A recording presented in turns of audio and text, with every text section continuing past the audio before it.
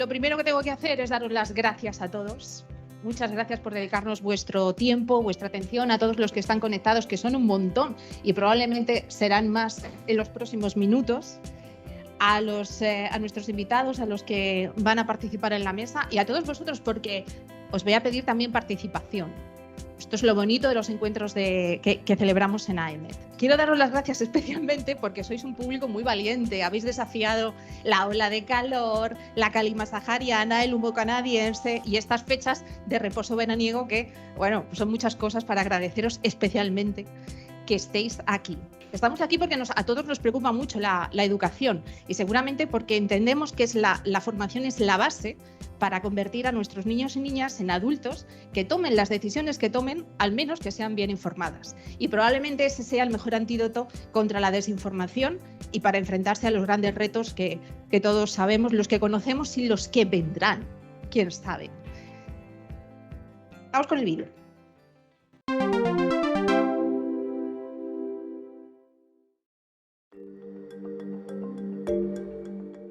Errores o confusiones como esta se ven a diario en publicaciones de todo tipo. Es posible que no le demos demasiada importancia, pero se acumulan. Se crea un falso conocimiento. Las cabañuelas no son un método científico que sirva para predecir el tiempo. Y llega un momento en el que la realidad se interpreta de forma equivocada y se generan dislates más graves.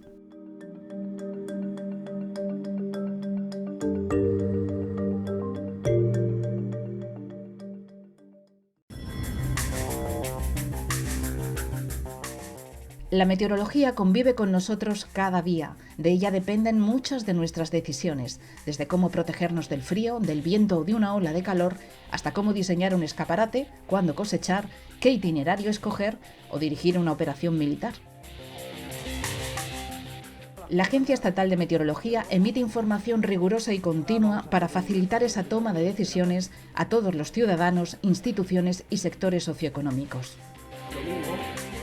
Pero nuestro empeño no es solo el rigor informativo, sino la comprensión del mensaje por toda la población, para evitar, entre otras cosas, que las personas se pongan en peligro. Los fenómenos meteorológicos extremos son cada vez más frecuentes y más intensos. Solo en 2021, las catástrofes naturales en España ocasionaron pérdidas económicas de 3.600 millones de euros. Entender los mensajes, la información y los conceptos básicos de esta ciencia es cada vez más importante para la sociedad.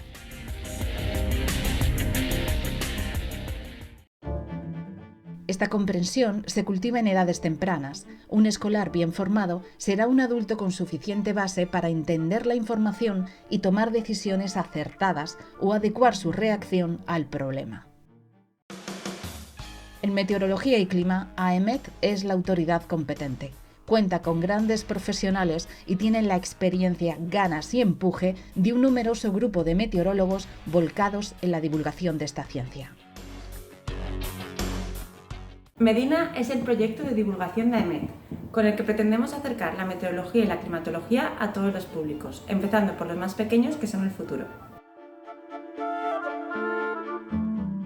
Durante muchos años hemos estado yendo a colegios, a centros de mayores, hemos recibido también muchas visitas y hemos constatado que hay algunos conceptos que no están claros, algunos errores, por ejemplo la diferencia entre tiempo y clima, de qué están compuestas las nubes y muy importante desde luego todo lo relativo al cambio climático. AEMET ha creado un grupo de trabajo para elaborar una unidad didáctica para de esta forma poder aclarar conceptos y evitar errores. Durante 6 meses, 8 trabajadores y trabajadoras de AEMET, con sobrada experiencia en la divulgación científica y en la edición de publicaciones de la agencia, se pusieron manos a la obra.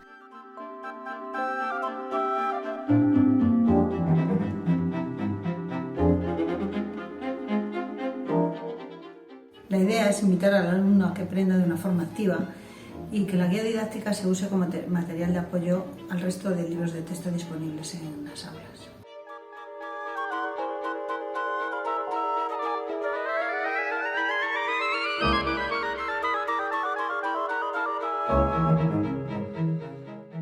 Su formato es amigable y pedagógico y va dirigido fundamentalmente al ámbito escolar.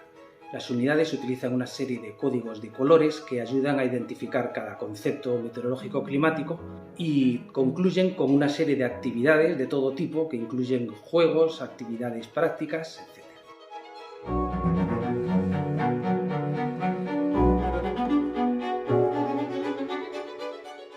Estas unidades didácticas son idóneas para cualquier metodología de aprendizaje.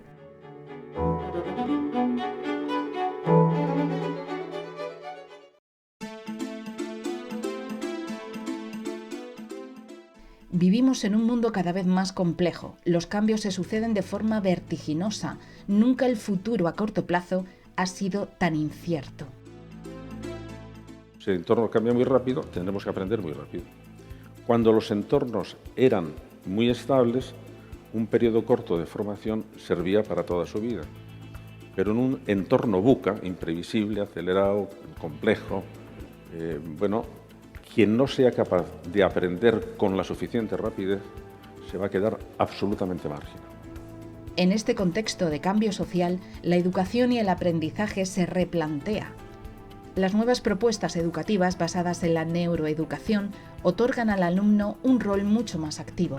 Key ideas that we see are that the brain learns what it practices with good feedback on improving that practice. And so what that means in the classroom is rather than have a teacher stand up and tell things to the student, instead the teacher carefully designed problems that the student has to work with.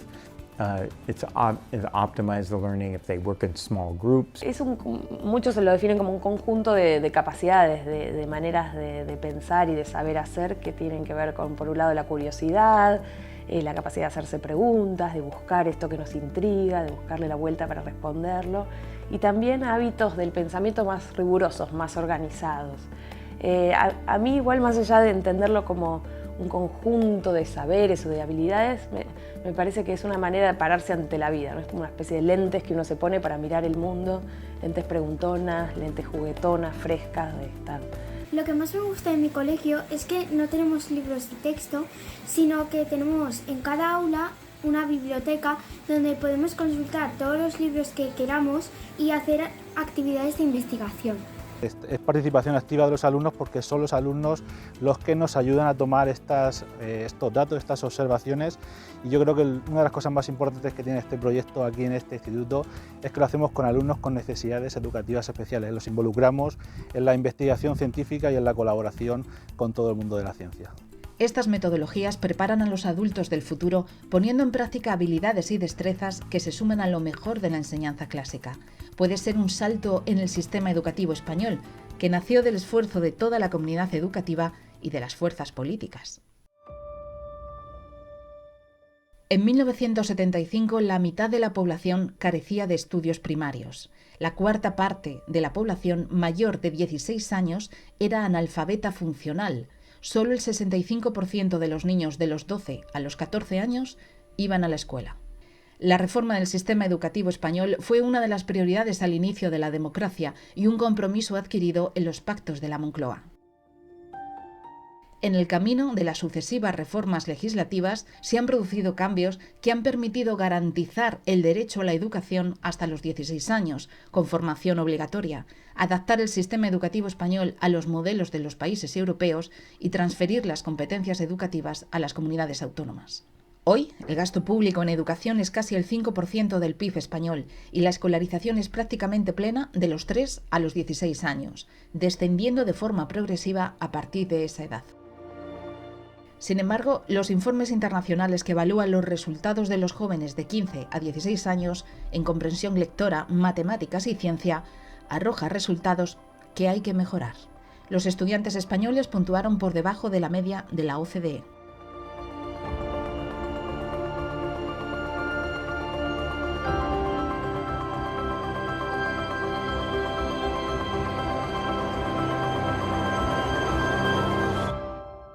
El caso de Finlandia es uno de los más llamativos por sus excelentes resultados.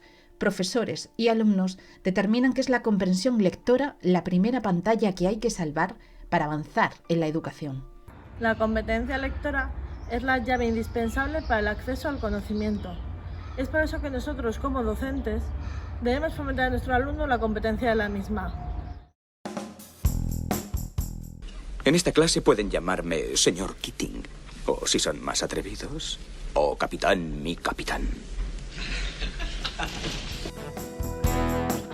Pero si hay un factor clave en el éxito finlandés es la calidad del profesorado. La figura del profesor goza de la más alta consideración. Recuerden también que en la Odisea, cuando Ulises marcha de Ítaca para hacer sus aventuras y tiene un hijo, Telémaco, su pregunta y su responsabilidad es ¿ante quién dejo a mi hijo? Y entonces busca al mejor amigo y a la persona más excelente, que es mentor. Y de ahí hemos utilizado la palabra mentoring.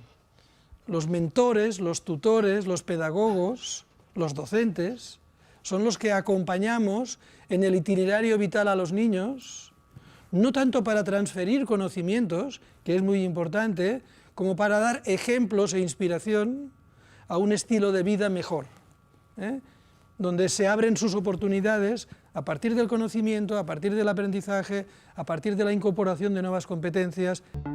Children are not like pieces of furniture, mass-produced to a standard. And teachers are not factory workers. We are not superheroes either, and we won't be able to build the futures of education that we envision if we remain in isolation.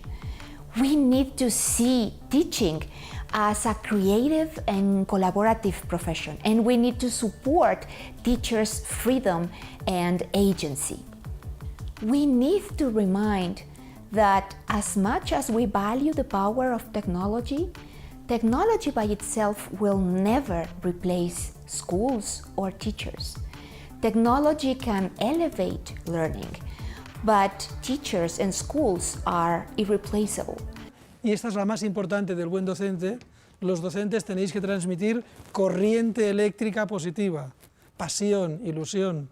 Los niños y las niñas necesitan esa energía.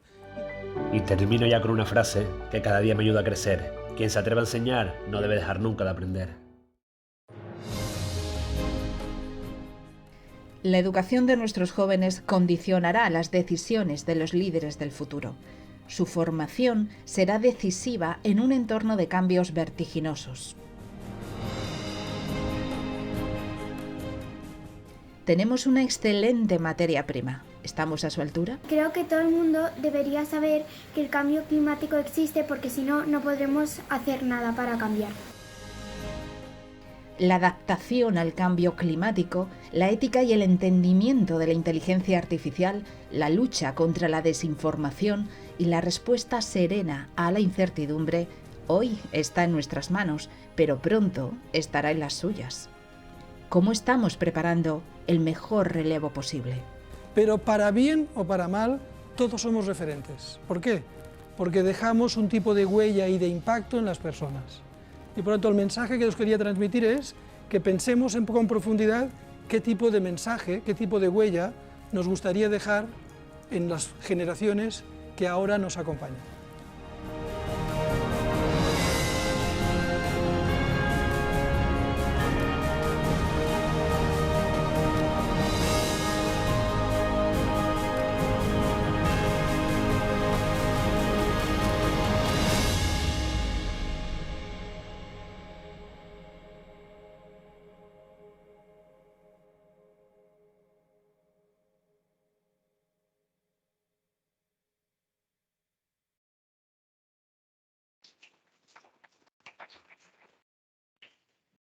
Ha dejado en el aire cuestiones para reflexionar, ¿no? Bueno, pues ahora vamos a poner a trabajar a nuestros invitados. Isabel Moreno Muñoz, que ya la conocemos todos, es graduada en Física, tiene un máster en Meteorología y Geofísica por la Universidad Complutense de Madrid. Además, sigue formándose a través de diversos cursos sobre educación ambiental, biodiversidad, comunicación. Desde 2016 ejerce como presentadora del tiempo en diferentes medios y actualmente la podemos ver como meteoróloga en el programa Aquí la Tierra en Televisión Española. Durante estos años ha compaginado su actividad profesional con la divulgación sobre crisis climática en medios de comunicación, eventos, seminarios, conferencias y cursos, así como en sus redes sociales. Es una de las profesionales más solicitadas en jornadas como esta, no solo por sus conocimientos, sino por la habilidad que tiene para comunicarlos. Especializada en cambio climático, es autora del libro Cambio climático para principiantes. Vamos ahora con Nino Cervera, docente, emprendedor y autor del libro ¿Eres el profe que te hubiera gustado tener?, de Plataforma Editorial. Licenciado en Administración y Dirección de Empresas, tiene amplia experiencia como profesor de secundaria y universidad, organiza proyectos de innovación con impacto social y medioambiental. Compagina su trabajo de profesor con la organización Cambium, de la que es cofundador, donde imparte formación del profesorado y acompaña a jóvenes a desarrollar habilidades personales y profesionales. Su objetivo es fusionar la educación aplicada a la vida real. Como hemos visto en el vídeo, es un defensor a ultranza de la idea de que quien se atreva, ojo, quien se atreva a enseñar, no debe dejar nunca de aprender. Y mi querida compañera Marta Ferri. Marta es meteoróloga en la Delegación Territorial de AEMET de la Comunidad Valenciana. Perdón. Ha formado parte de grupos de trabajo sobre iniciativas de suma importancia para AEMET, como las mejoras de I+D+I en la lucha contra incendios forestales, que vamos a presentar en unos días, o desde hace años ya coordinando el programa de divulgación científica Medina de AEMET. Como han visto en el reportaje, Medina aglutina unos 80 meteorólogos con vocación divulgadora, tiene una página web donde se ubica toda su actividad, recibe visitas de grupos de todas las edades y acude a colegios, a institutos, saca a los alumnos de las aulas, les enseña la meteorología experimentándola, convirtiendo al alumno en sujeto activo de su propio proceso de aprendizaje. Es una entusiasta de su trabajo, una curranta. Los que hemos trabajado con ella podemos dar fe de ello. Bueno, pues yo quería partir recogiendo un poco la pregunta que deja el vídeo en el aire y partiendo de una premisa, si os parece bien, que recojo de Ken Robinson. Seguramente muchos sabéis quién era Ken Robinson. Era el gurú de la innovación educativa. Es un magnífico conferenciante. Una de sus charlas que dio en el 2006 en el TED de California, pues llevará ya 30 millones de visualizaciones. A lo mejor me quedo corta.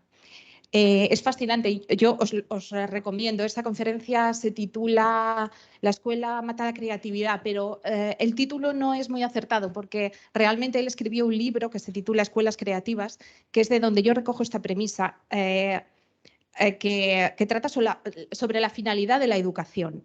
Él dice que que la educación está destinada a que los alumnos lleguen a comprender el mundo que les rodea, que conozcan su talento y que lo pongan en práctica para llegar a ser ciudadanos activos y comprometidos y compasivos.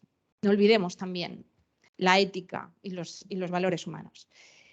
Además, esto cuadra con la parte del informe de la UNESCO que hemos visto. El último informe de la UNESCO habla de que debemos enseñar a los jóvenes a saber relacionarse con el planeta, porque lo hacemos mal. Quizá no sabemos relacionarnos bien con el planeta. Y Ken Robinson, en este libro que os digo, comentaba un reportaje de la BBC que planteaba la cuestión: ¿cuántos habitantes puede sustentar el planeta de forma sostenible? Y decía, depende de cómo consumamos. Si consumimos, por ejemplo, como un país como la India, a lo mejor un hindú decía, por su consumo, llegaríamos a sustentar 15.000 millones de habitantes. Pero si consumimos como un occidental o como un americano, que es el ejemplo que él ponía, el planeta sustentaría sosteniblemente a 1.500 millones de habitantes. Y ya somos cerca de 8.000 millones de habitantes. Necesitamos como 5 planetas más. Bueno, pues partiendo de esto, que no deja de ser curioso, ahora sí recojo la pregunta y os la dejo desde los contenidos, desde la escuela, desde la divulgación científica. ¿Qué estamos haciendo para hacer de nuestros niños que se conviertan en esos adultos que sepan enfrentarse a esos retos de hoy y del futuro, para que consigan entender el mundo y para que sean este tipo de ciudadanos? Ahí os lo dejo.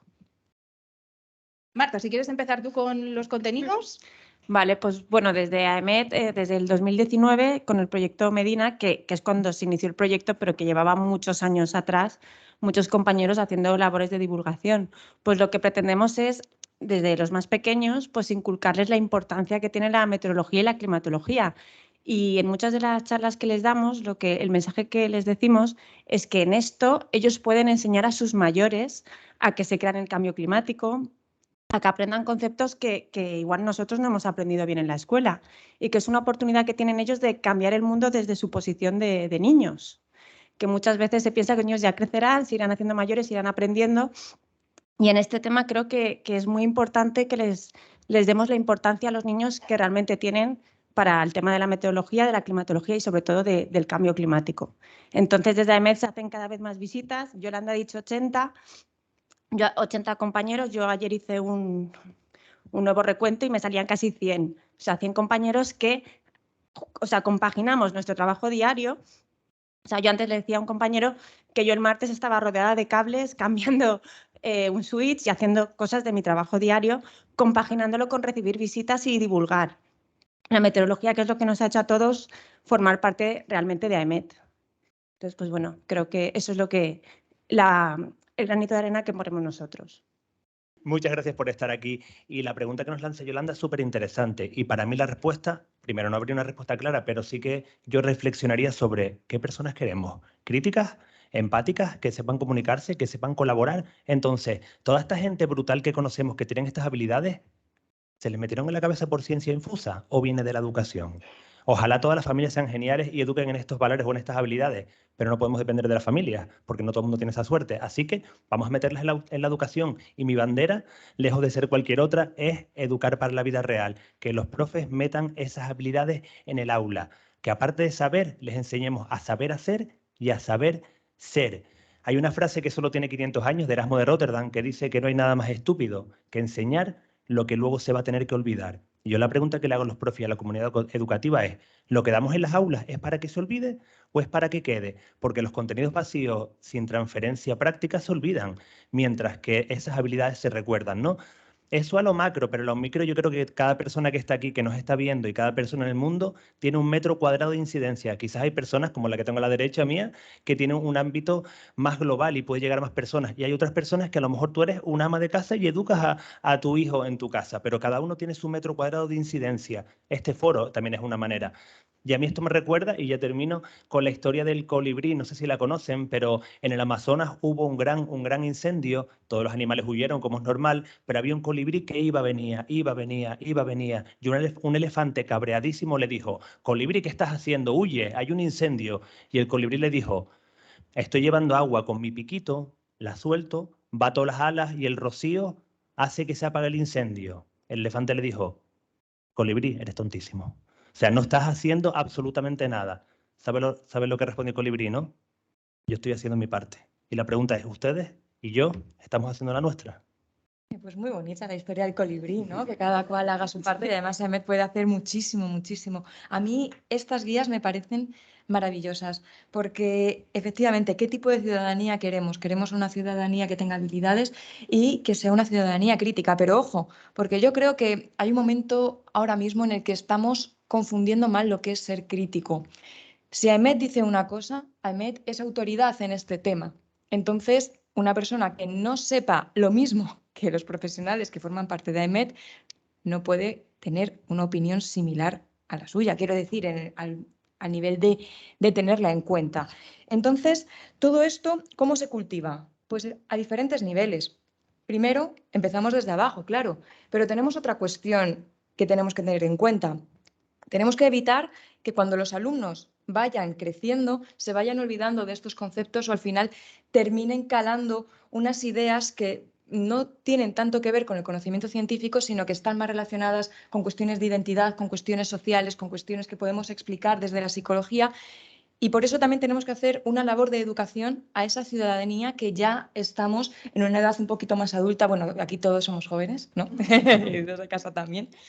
Pero, bromas aparte, tenemos que educar también y mostrar ese conocimiento a esa gente que está fuera de la escuela, porque cuanto más sepamos, más bueno, no en todos los casos, pero más resistencia se va a oponer en general a esas ideas y esas teorías o esas teorías de la conspiración o esas informaciones falsas que nos pueden llegar desde diferentes sitios. No sé si me he explicado bien, más o menos.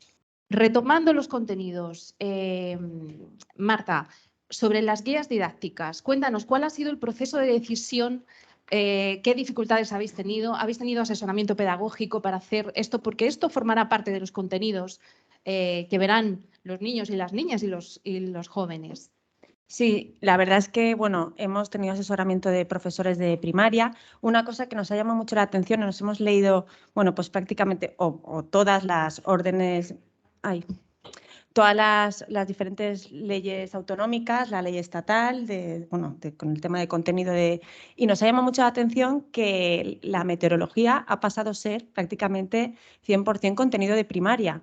En secundaria se estudia en primero de la ESO, pero muy poco, o sea, la atmósfera y cambios de estado, así más, y luego en segundo de la ESO nada, y en tercero de secundaria es optativo.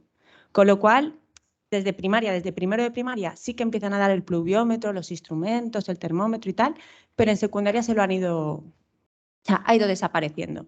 Por eso fue la idea de hacer una guía para primaria, porque pensamos que eso, que es en secundaria donde más se puede estudiar una ciencia que es tan importante como esta, pero ha sido al revés.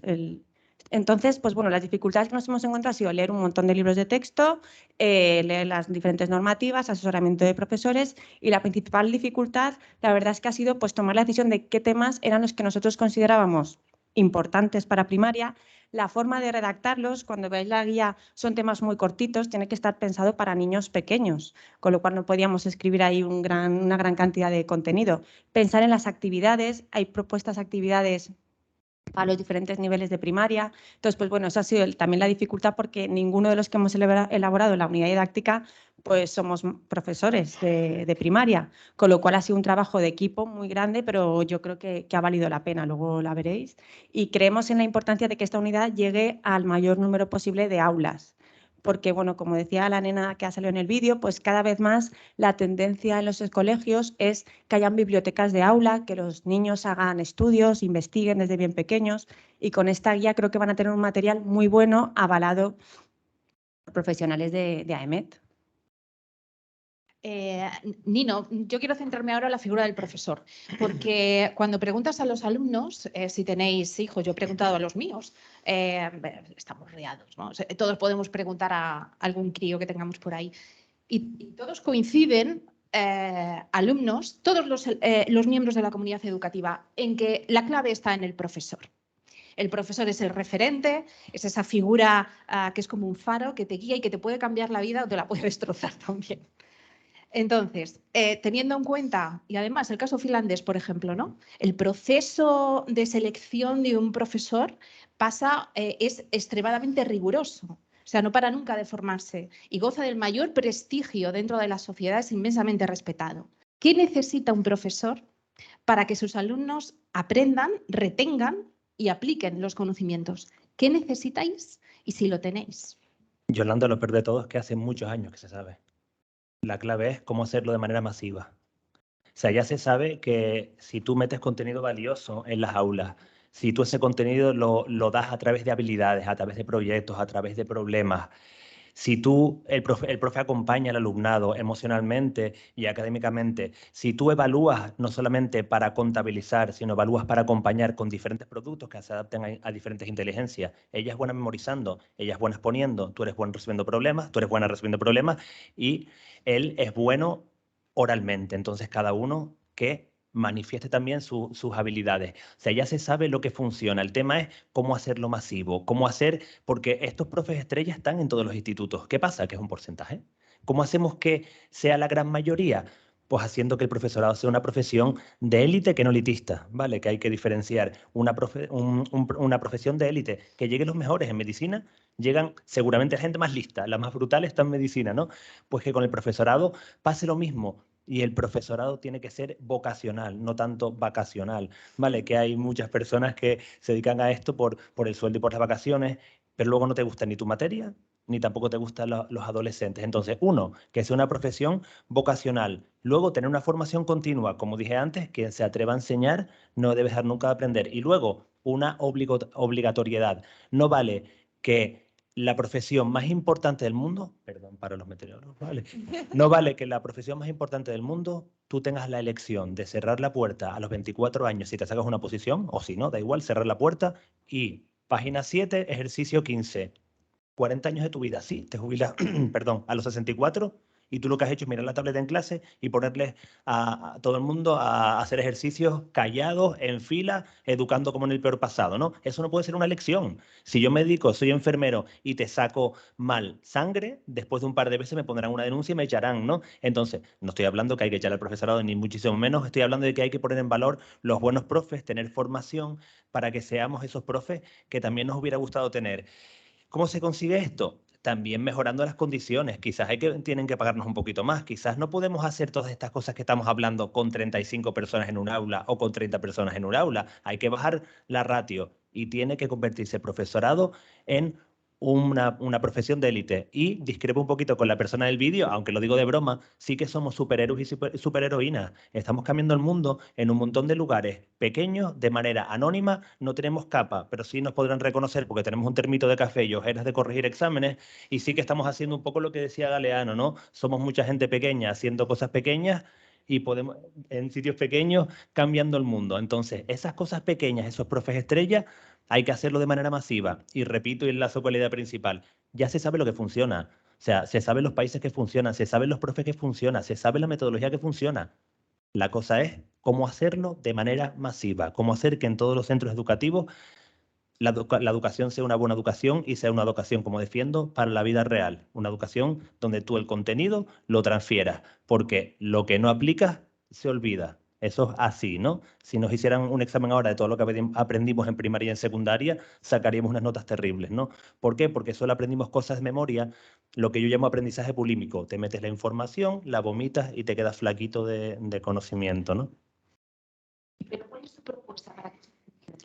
Vale, mi propuesta sería, de alguna manera, que los profes tuviésemos algún tipo de asesoramiento continuado, que se nos evaluara, porque estamos todo el día evaluando al alumnado, ¿no?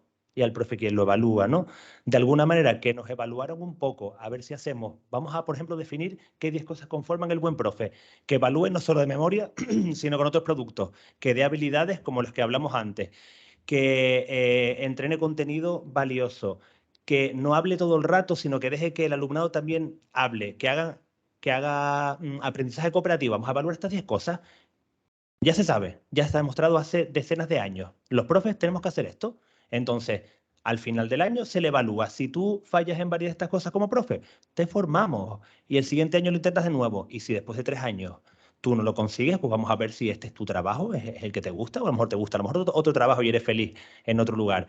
Y también mejoraría las condiciones, bajaría el ratio de persona de alumnado por aula y también subiría un poquito el sueldo para que la nota alta, la nota de corte subiera y entrara también la gente más preparada. Y haría un examen o una prueba específica tipo, no todo el mundo vale para ser profe, igual que no todo el mundo vale para ser psicólogo o para ser enfermera. Tú tienes que ser bueno oralmente, tienes que saber explicarte, tienes que ser una persona creativa. Los profes no somos más que diseñadores y creativos. Diseñamos clases, diseñamos experiencias para que el alumnado aprenda. Entonces, tú no puedes ser que te saques una posición porque eres súper bueno memorizando, escupas en un examen de posición de educación y te salga genial y tú tengas ya mejor nota que una persona que a lo mejor no es tan buena memorizando, pero tiene unas habilidades para ser profe brutales, ¿no? Entonces yo también haría una especie de más pruebas de capacidad, de aptitud, no solo la primera parte que es la memorística.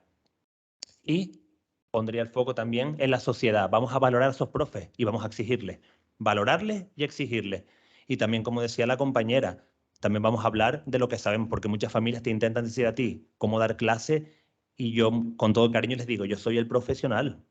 Yo soy el profesional, yo entiendo que la gente está un poco desencantada porque en la educación se divide en 2 partes, ¿no? Una parte del profesorado que no le gusta lo que hace y otra parte que sí que le motiva la educación. Entonces esas familias ya critican sistemáticamente todo, pero yo creo que no, que hay que valorar al buen profe y en la sociedad tienen también que valorarnos y vernos como los faros y los referentes. Entonces yo creo que es una mezcla de un engranaje de muchas patas. Estaba leyendo ahí los mensajes que salían y estoy muy de acuerdo. Adiós. Te quería preguntar, bueno, esto es una valoración general. Un alumno, o sea, si convertís a los alumnos en personas más activas, en clases más participativas, imagino que eso a la larga hará que sean ciudadanos más activos y más participativos. Y esos, si se cultiva un buen criterio,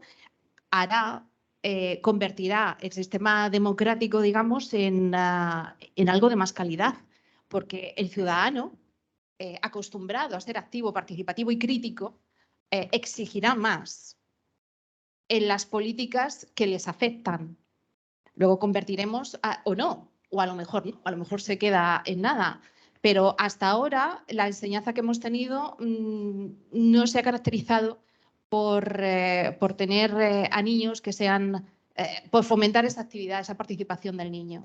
Yolanda, queremos que sean personas críticas y que cuestionen todo, pero al profe no le pueden ni cuestionar. El sistema educativo no pueden cuestionarlo. Entonces les enseñamos desde que tienen 3 años hasta que salen de bachillerato con 18 años a que hagan lavado o estudien de la manera que yo te digo, que hagas los ejercicios y me los entregues mañana.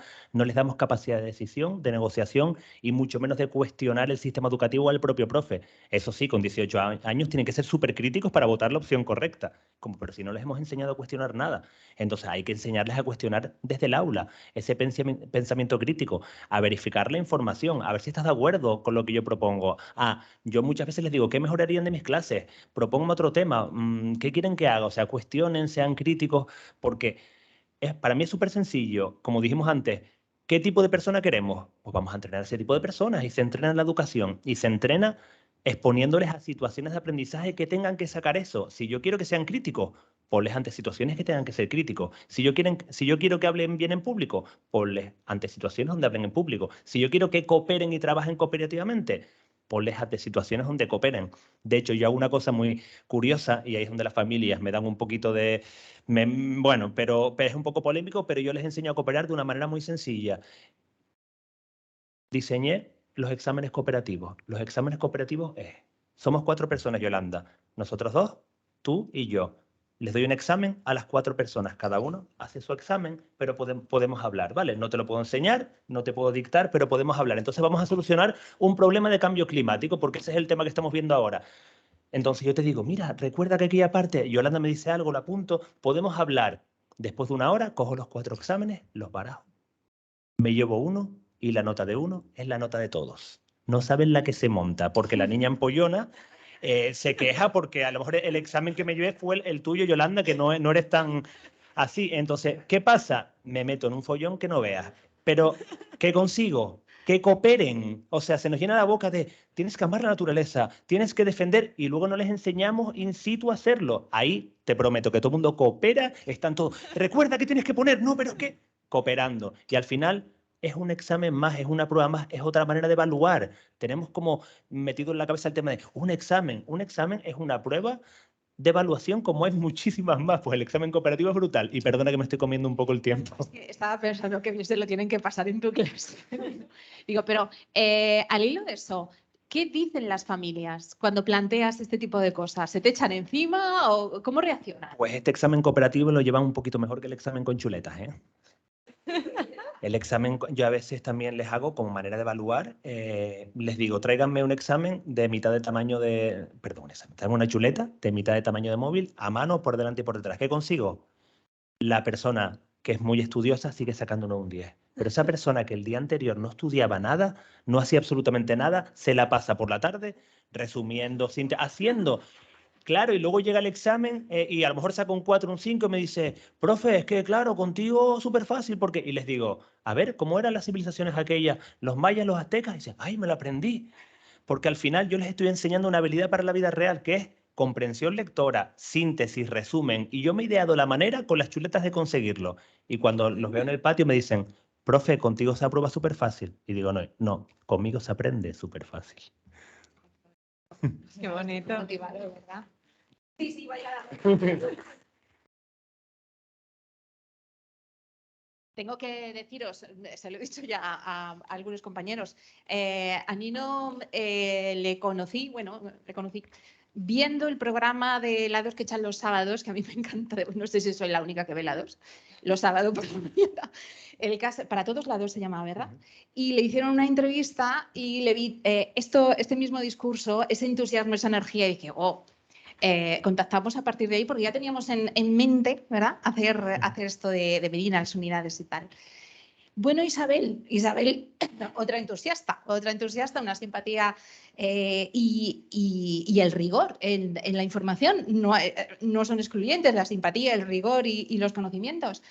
Te iba a preguntar, ¿cómo relacionamos la televisión o las redes con las escuelas? ¿Para qué? Para sumar, quiero decir, o sea, para que los alumnos realmente tengan un apoyo, porque, bueno, ya sabemos que muchos informan en las redes sociales. ¿Cómo hacemos esa sinergia? Ojo. Informe de... es que antes lo hemos estado hablando. Digital News Report 2022 dice que sí, que los jóvenes se informan sobre todo a través de redes sociales. Entonces aquí tenemos un problema porque si no somos capaces de discernir si la información nos está viniendo de una fuente fiable o no, puede ser que nos traguemos algunas trolas, ¿no? Pero ¿qué ocurre? Que todavía los medios de comunicación siguen siendo referentes cuando nos informamos de cosas importantes. Entonces, incluso los jóvenes siguen tomando a los medios tradicionales como medios a los que acudir si necesitan esa información fiable y para contrastarla al menos, ¿no? Decir, vale, pues si esto viene de Televisión Española, eso está bien. Entonces, siempre es un trabajo que se va a ir sumando. Y me parece muy interesante trabajar también desde las escuelas cómo se puede ver la meteorología dentro de la televisión. Bueno, dentro de la televisión no, cómo la vemos desde casa y cómo la vemos en el día a día, porque la meteorología está en absolutamente todo lo que hacemos en nuestro día a día. Ahora estamos hablando muchísimo de la sequía. Vamos a hablar también de que faltan no sé cuántos productos, de mira cómo está este pimiento, cuánto cuesta el kilo de esta otra fruta, porque resulta que no ha llovido y cuando tenía que llover ha venido una tormenta con un granizo asombroso que nos ha destrozado por completo toda la cosecha. Y todo esto se puede ir relacionando desde la escuela. Me parece muy interesante lo que habéis comentado de que al final lo que no aplicas se olvida. Y en términos de meteorología es que todo está aplicándose continuamente. Simplemente sería recordar todas las cuestiones que se han visto en estas guías o en cualquier otro aspecto en el que se mencione la meteorología, cómo después lo podemos ver plasmado en la televisión. No solamente en los espacios del tiempo, cómo lo podemos ver plasmado incluso en los deportes. Cuando hablamos, por ejemplo, de las pausas para la hidratación en fútbol, ¿no? Oye, pues a lo mejor si no estuviésemos a 38 grados a la sombra, no necesitaríamos hacer estas paradas para calmar la sed, ¿no? O a lo mejor el año pasado, creo que fue, ¿no? Se habló respecto al Tour de Francia, el calor que hizo durante algunas etapas. Fijaos, o sea, ¿quién podría decir que podríamos estar hablando de cambio climático en los deportes? Así que me parece que es muy interesante llevar la vida en general, que es lo que vemos en los medios de comunicación, a las escuelas y desde ahí aprender a cuestionar, que también me ha gustado mucho cómo lo has enfocado, porque efectivamente no se puede cuestionar absolutamente todo. Si la Organización Meteorológica Mundial dice, ojo, que las temperaturas es probable que superen el 1,5 grados durante los próximos 5 años, yo no puedo decir, yo no me lo creo. Oiga, señor. Lo está diciendo la Organización Meteorológica Mundial, que creo que de esto algo sabe. Y creo que de momento lo voy a dejar aquí porque habrá más preguntas. Sí, porque ahora vamos a tocar el tema de la desinformación. Uy, temazo. ¿Verdad? Aquí sabemos, ¡buah!, padecemos. Bueno, según algunas fuentes que he estado consultando, hay 85 millones de perfiles en las principales redes sociales solo en España. 85 millones de perfiles. Como hemos visto, el 90 o el 80, una barbaridad de jóvenes se informan solo en las redes sociales. ¿Sabemos cómo funciona esto? Son mensajes cortos, estridentes, son mensajes simplones que se quedan fácilmente instalados en el cerebro, en nuestra mente, en la cabeza. Y por aquello de la teoría de la disponibilidad, recurrimos a ello como primera instancia para explicar casos complejos como el cambio climático u otros tantos, ¿no? que van surgiendo. Recordemos, además, hace 2 meses AEMET publicó un artículo sobre las estelas de condensación y esto generó un ataque masivo de insultos y amenazas a los trabajadores de la agencia. AEMET lo denunció, porque además no éramos los únicos. Hacía unos días Isabel había sufrido lo mismo en sus redes sociales. Lo denunciamos. Recibimos un apoyo masivo de miles de personas, de instituciones, llegó a la agenda mediática, de ahí saltó a la agenda política, dio la vuelta al mundo y terminó en la Organización Meteorológica Mundial. Y al final lo que destapó es un acoso global para desprestigiar, para hundir las instituciones y la comunidad científica en general. O sea, esto no es inocuo, esto no está organizado para nada.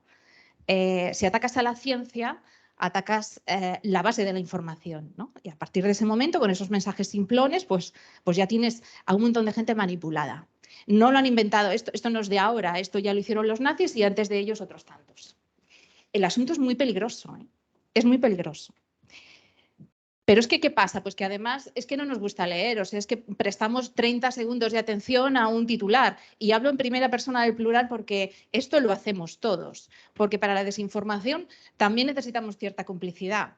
Entonces, si vemos un titular, algo sensacionalista, que seguramente es erróneo, como ya sabemos en AEMET, pero además es que cuando clicas y pinchas dentro ves que no se corresponde con el interior de la noticia. Eso es toda una locura, ¿no? Pero se ha instalado porque eso sirve a esa falta de atención que nosotros como lectores racaneamos la atención a una lectura más reposada que suelen ser los artículos que salen en periódicos, serios, etc. O sea, esto es un juego de todos. ¿En qué convierte esto las redes sociales? Pues en un estercolero muchas veces, donde tiene un efecto perverso para los usuarios que están desinformados y un efecto perverso para las instituciones científicas, para los divulgadores, para la comunidad científica en general, porque parece que a veces estás hablando para la pared. Los mensajes no calan ante esa competencia tan brutal de mensajes simplones, culpabilizantes, etcétera. Bueno, pues este es el panorama que tenemos. Y no vale mirar para otro lado. Esto es lo que tenemos. Y se extiende como una mancha de aceite. Y yo creo que estoy convencida de que juntos, de que la comunidad científica, divulgadores, escuelas, contenidos rigurosos, juntos podemos hacer mucho para evitarlo, o por lo menos para que no se siga extendiendo. Y con este panorama, Isabel, con este panorama, te lo dejo aquí y te pregunto, ¿qué podemos hacer? ¿Cómo podemos transmitir? ¿Cómo competir con esos mensajes estridentes que tanto se quedan aquí y a los que todo el mundo recurre y ¡buah!, te los escupe a la cara? ¿Cómo hacéis los comunicadores de meteorología? ¿Cómo hacéis? Bueno, lo primero, tengo que decir que yo no he sido la única que he recibido esos mensajes de acoso, porque quienes nos dedicamos a la meteorología y a la comunicación de meteorología, cada cierto tiempo sabemos que estas personas aparecen. Y otros compañeros míos de profesión han sufrido esta situación mucho antes que yo. Pero mi caso fue muy llamativo porque de repente fueron cientos y cientos y cientos de mensajes. Y a la vez que tenía cientos y cientos y cientos de mensajes de odio, muchos de ellos venían de bots, por cierto, recibí otros cientos y cientos de mensajes de apoyo. Entonces, al final, el tuit se hizo súper viral entre unos y otros. Y la historia al final ha terminado dando la vuelta al mundo. Y efectivamente, yo... si me hubiesen preguntado hace 2 años o 3 años, antes de la pandemia, sí, seguramente hubiese dicho, bueno, no vamos a prestar demasiada atención a estas personas porque al final cuando les prestas atención les das cierta relevancia y al final es poner sobre la mesa un problema que a lo mejor nadie está viendo. Pero es que en este caso el problema es muy grande porque no son 1 o 2 personas, son cientos de personas que tienen además cientos de bots. Entonces, todo esto parece muchísimo más grande. Y yo era partidaria de mirar hacia otro lado o hacer como si no existiese, pero según los últimos estudios, parece que eso, pues igual, no es lo mejor que podemos hacer. ¿Por qué? Porque ya tenemos un marco instalado y ya tenemos un mensaje que está dominado por unas personas que no creen en la ciencia y que están intentando tirar por tierra el trabajo de las instituciones y quitar el prestigio de instituciones como, por ejemplo, AEMET. ¿Qué podemos hacer? Desmentir continuamente, sobre todo en estos casos cuando tenemos los mensajes todo el rato. Y en este sentido tengo que dar la enhorabuena a AEMET por el trabajazo que está haciendo en redes sociales y en general con estas guías didácticas y con este otro trabajo que está haciendo en los blogs, incluso personas de AEMET a título personal que están continuamente haciendo divulgación.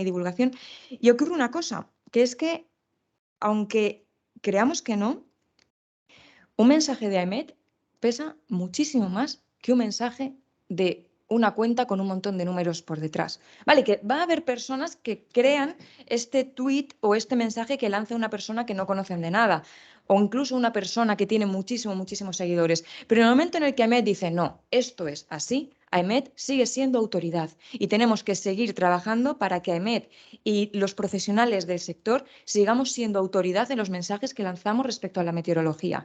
Porque si dejamos de hacer este trabajo de divulgación, de decir que no se puede fumigar desde el aire, ¿por qué vamos a fumigar a 10 kilómetros de altura? No se puede, no podemos deshacer las nubes de esta forma. Si dejamos de hacerlo, sí que hacemos que estas personas terminen ganando la batalla y no se puede consentir. ¿Qué se hace desde en la escuela para blindar a los jóvenes, para que se encuentren un titular así? Porque, repito, o sea, lo de leer el titular y no entrar de lleno y empezar a opinar, yo, a ver, que levante la mano que no le ha hecho algo. Pero una cosa es eso y otra cosa es esa agresividad, ¿no? con la que se responde.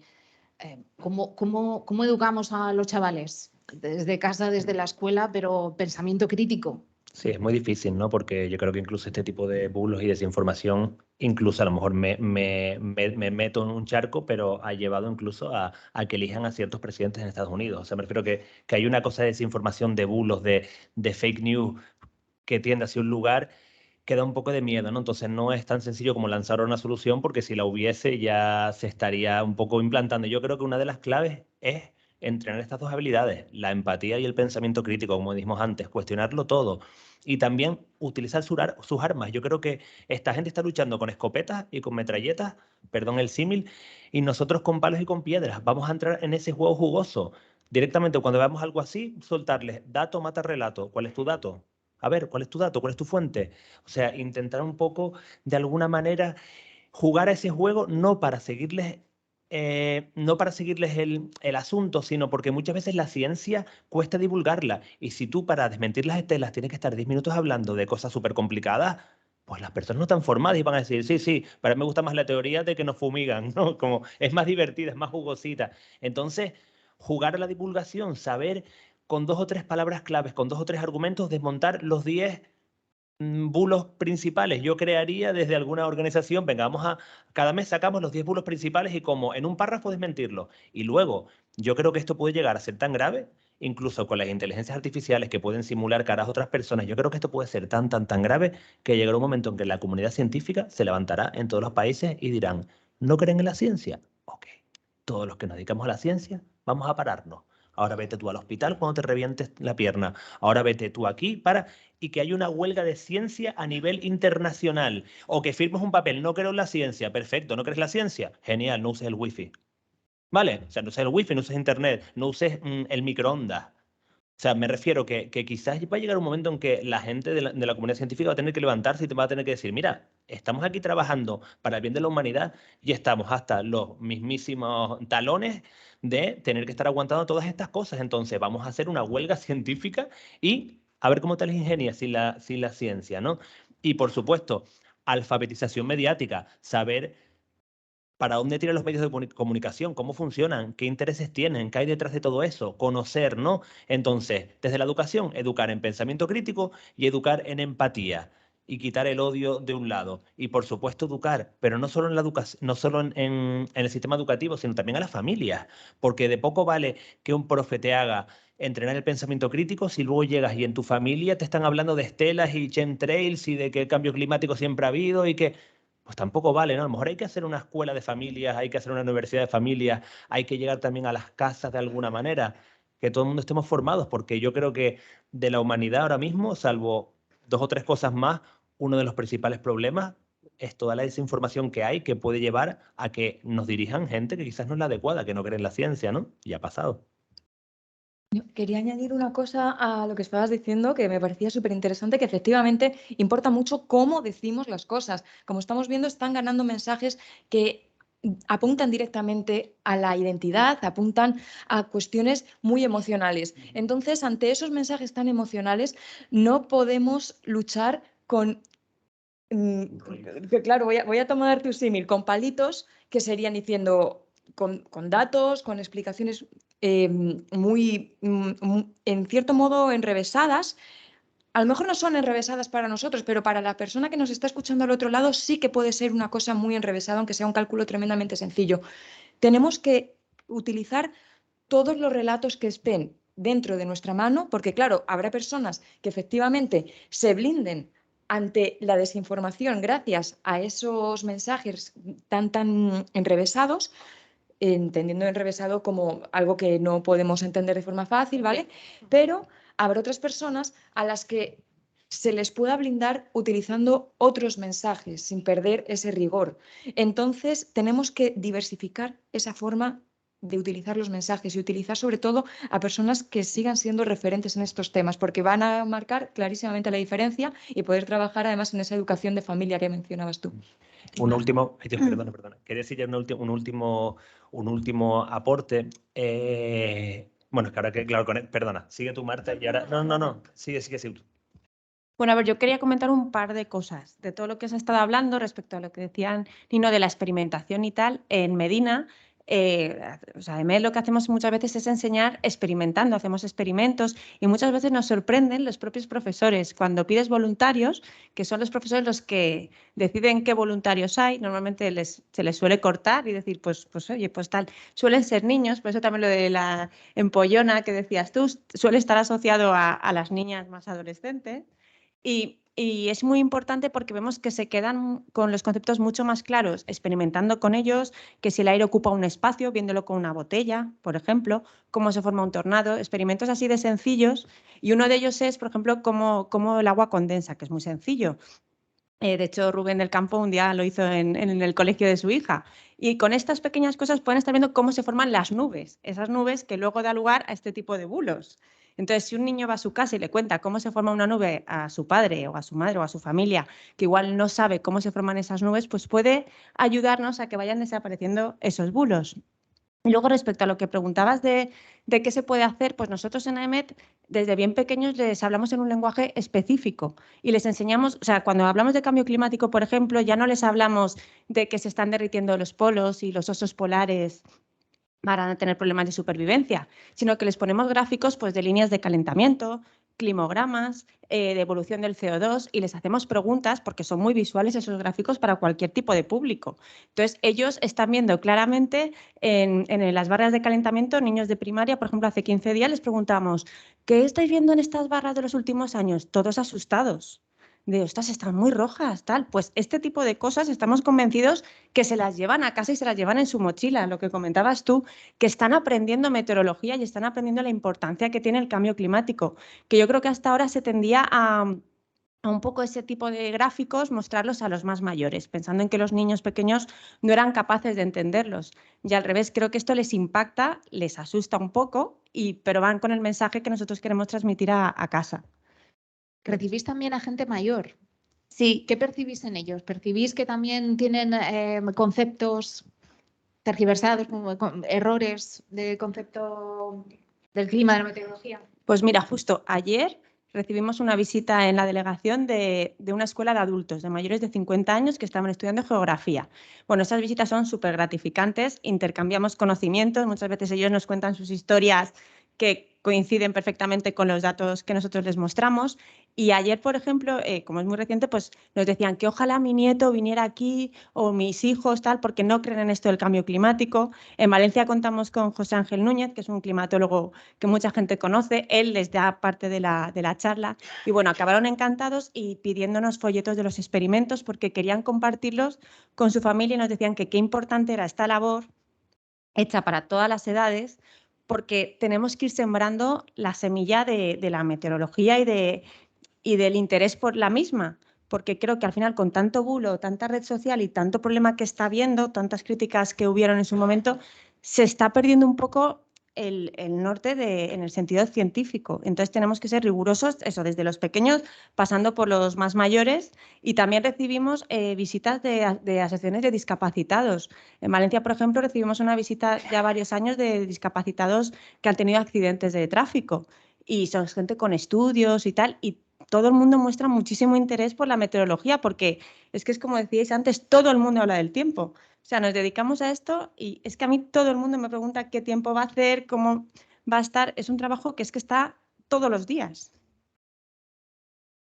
Quiero un último apunte en este sentido, porque el tema me enerva y me toca bastante. Vamos a darle la vuelta al asunto. O sea, ¿por qué tenemos que justificar y explicar exactamente por qué lo de las estelas es un ejemplo? Es imposible. A mí lo que me funciona con alguna gente cercana que va por ahí, le digo, explícame cómo es. O sea, le lanzo la pelota, porque cuando tú te justificas parece que tú tienes algo que demostrar. Si yo tengo que justificar mi presencia aquí, no, es que aquí me han invitado porque estoy justificándome, entonces pierdo credibilidad.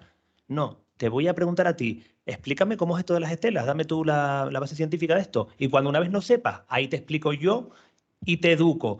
Partir de una necesidad, muchas veces se educa mejor desde una necesidad. No sé si me explico para darle la vuelta al asunto. Sí. Te explicarían lo que sea. Sí, sí, ellos tienen sus teorías y sus explicaciones de qué son esas nubes que se están formando detrás de los aviones, pero es que es más, es que incluso aunque se lo demuestres, hay personas que van a seguir creyendo en exactamente lo mismo. Uy, se me oye bien, que me he alejado un poquito, no sé si se estará escuchando bien.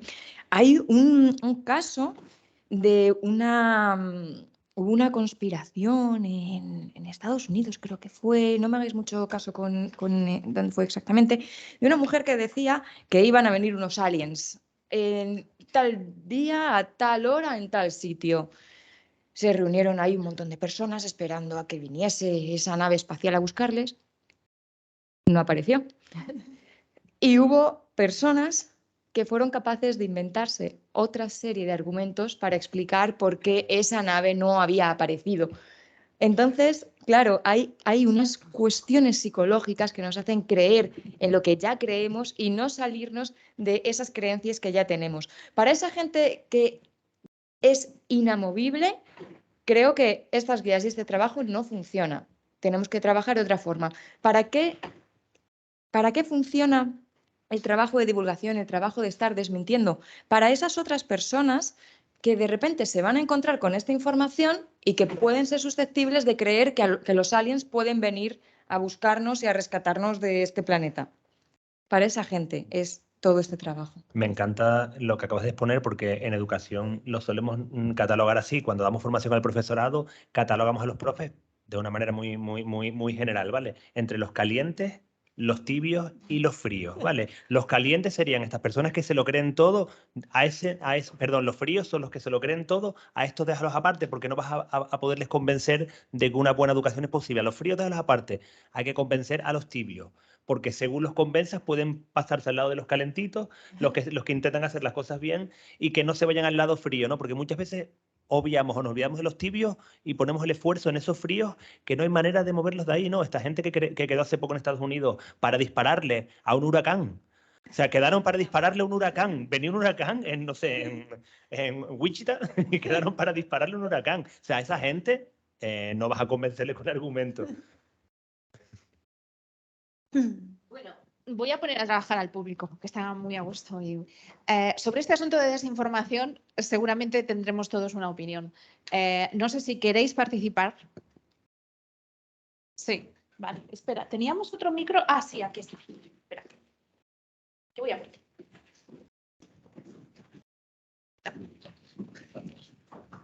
Hola, buenos días. Soy Jorge González, jefe de la OMD, Oficina Meteorológica de Defensa de Colmenar Viejo, allí del Ejército de Tierra. Entonces, allí dentro de las actividades se hace formación en meteorología a las tripulaciones de pilotos de helicópteros o de operadores de drones. Y todos los años me encuentro alguno con estos argumentos. Cuando le vas a explicar la meteorología, pues hablan de estas cosas, o sea, son una minoría, pero siempre hay alguno que dice pues de las chemtrails, de estas cosas raras. Y bueno, pues y pasa un poco lo que comenta. Algunos son fríos, yo los llamo del lado oscuro, que son inamovibles, Pero sí que es cierto que la mayoría, cuando se les explica cómo funciona la atmósfera y todo esto, la mayoría acaban entendiendo y se pasan a un lado más razonable, pero este problema me lo encuentro con mucha frecuencia. Y efectivamente, pues es una pena, pero bueno, se hace lo que se puede. Luego también, cuando vienen alumnos de la ESO, que les explicamos un poco todo la meteorología, ahí insisto mucho en que pregunten cualquier cosa, que no tengan miedo de preguntar, que ninguna pregunta es tonta, porque muchas veces la gente no pregunta por miedo a hacer el ridículo. Y entonces les insisto en que pregunten cualquier cosa, que cualquier pregunta es interesante. Así que nada, simplemente lo que quería aportar, que es que este problema se da en muchos ámbitos. Fíjate que hablamos de filosofía.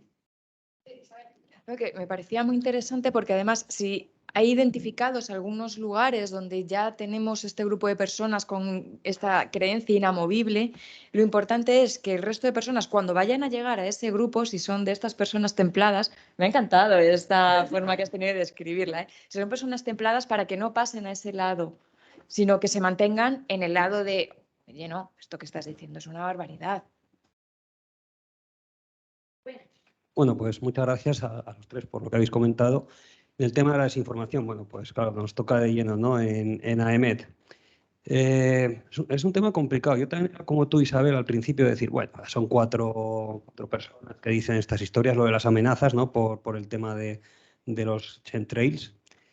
Pero la verdad es que en los últimos meses ha subido un escalón, por eso te llegan miles de mensajes, porque en cuanto alguien tuitea algo en las redes sociales, en sus canales de Telegram van al ataque, y está claro que es así. Entonces ha dado un paso más, y yo creo que realmente hay que actuar.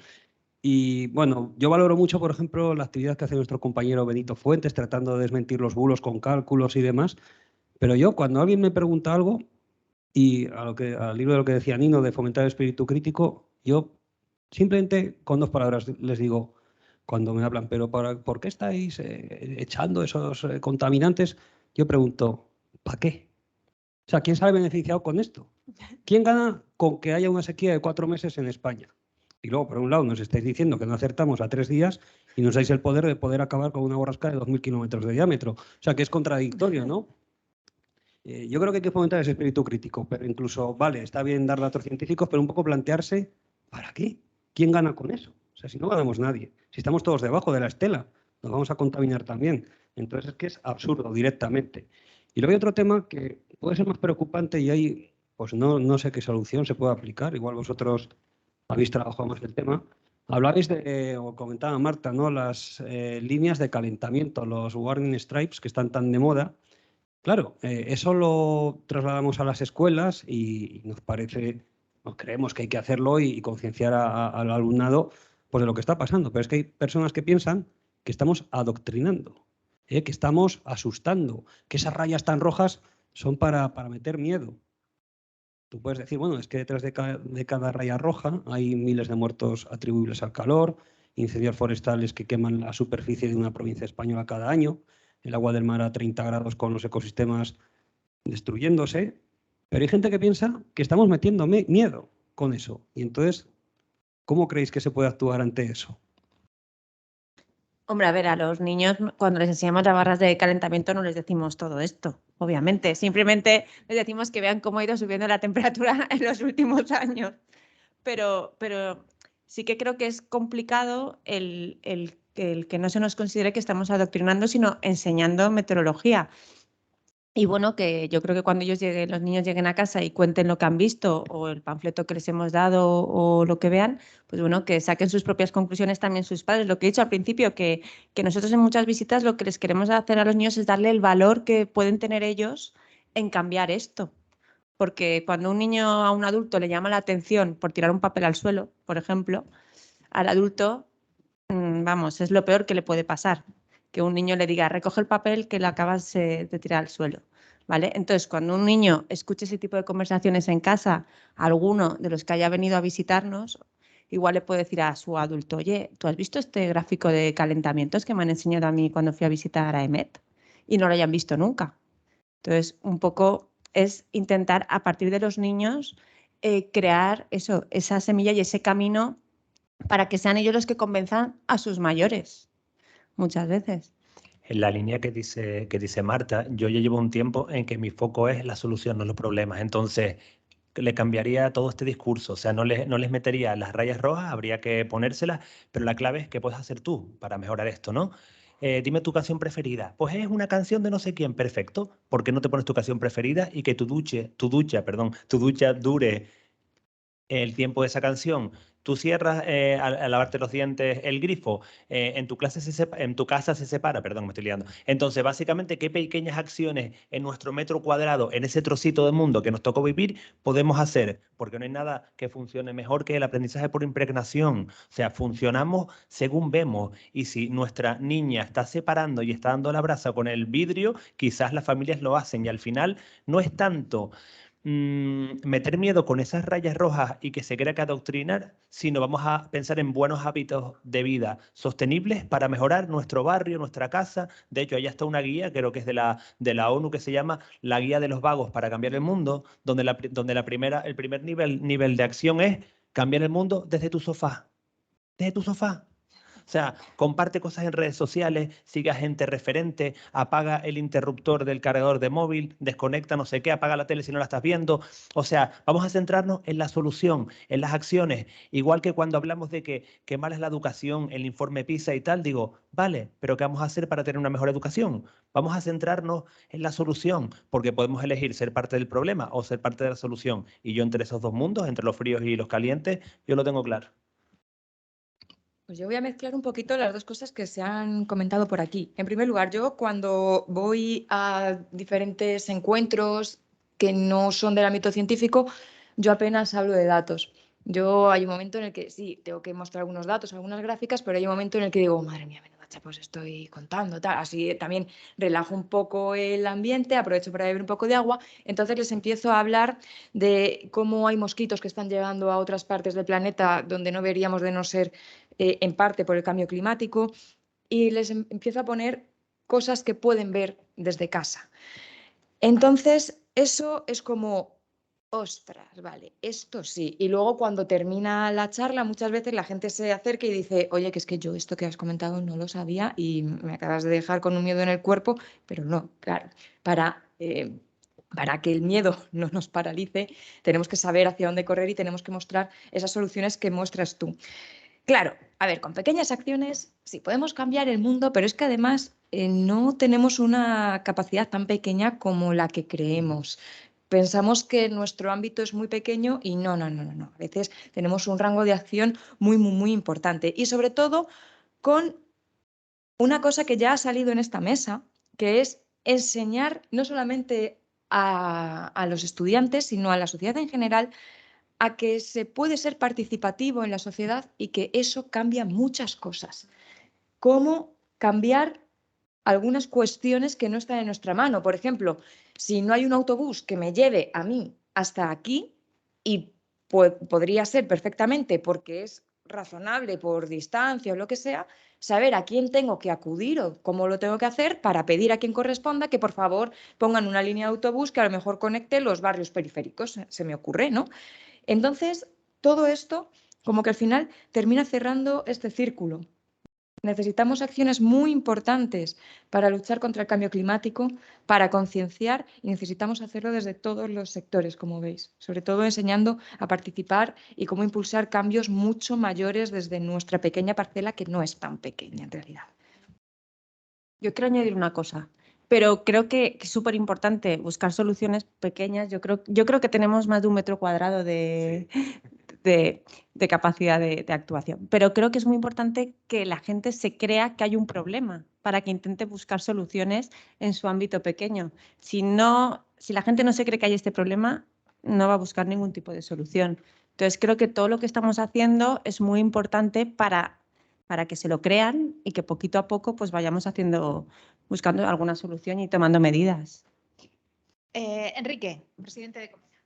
Hola, soy Enrique, presidente de Cometa, una asociación que se dedica a la meteorología y al medio ambiente, y lo lleva un montón de aficionados a la meteorología. Aficionados que intentan colaborar siempre pues, con las entidades oficiales para ayudar en lo que se pueda. O sea, nosotros no somos los que tenemos los conocimientos a pesar de ser autodidactas, pero nos basamos siempre en lo que es las autoridades, en este caso. A nosotros también nos han atacado, si sirve de reclamo, también hemos recibido montones. Yo concretamente incluso recibí amenazas porque yo apoyaba a EMET. Entonces yo consideré, le mandé un escueto mensaje diciéndole que yo apoyaré siempre la verdad. Solamente dije eso. Si EMET un día no dice la verdad, pues no lo apoyaré. Es así de sencillo. Dentro de mi mundo, lo que hago, me dedico a ir a talleres, hago talleres en escuelas, y en esas escuelas yo lo que sí que veo es que se habla mucho, pero no se escucha. El joven tiene una serie de problemáticas muy importantes. Está lidiando con un futuro incierto. Los chavales no ven futuro. Ven que por mucho que se esfuercen, harán una carrera, ganarán 4 duros y resulta que una persona que está haciendo de youtuber está ganando 10.000 veces más, ¿vale? Esa falta de futuro me condiciona muchas veces que haya abandonos, gente que no quiere y que ni siquiera se plantea el mundo de la meteorología ni nada por el estilo. Eso es lo que yo veo en los talleres que hago, ¿vale? La forma de cambiar esta dinámica que yo he encontrado en muchas escuelas es hablar en su idioma, ¿vale? Tenemos que reciclarnos y saber cuáles son las últimas cosas que están haciendo, dónde se meten, en qué redes sociales, en qué tipo de cosas están metidos y que disfrutan haciéndolas.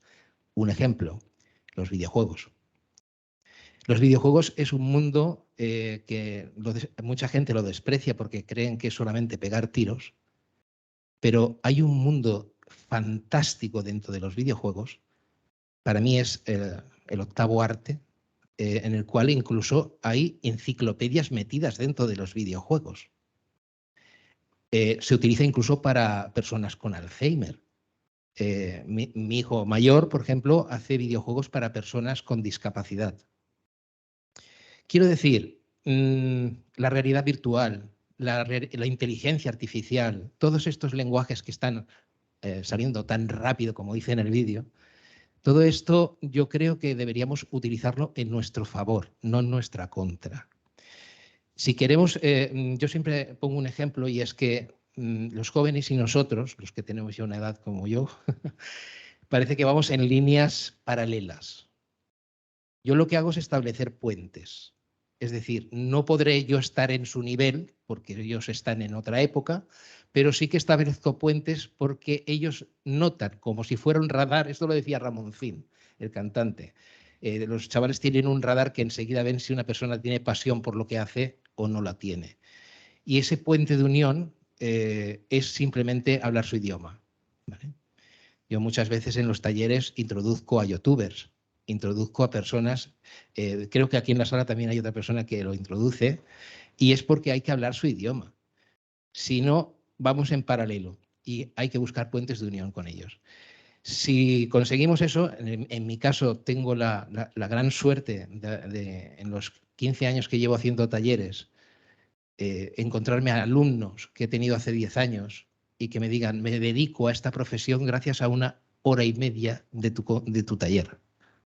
Para mí eso es más que un éxito. O sea, que una persona se dedique a esta profesión porque me ha visto en un día 1 hora y media, pues para mí es importante. Yo creo que tenemos que establecer eso, más escuchar. Pondré un ejemplo pequeñito y ya lo dejo. Referente a una cosa que me ha gustado mucho, todo lo que habéis dicho, y hay una cosa que me gusta mucho, y es que yo cuando termino mi taller siempre digo,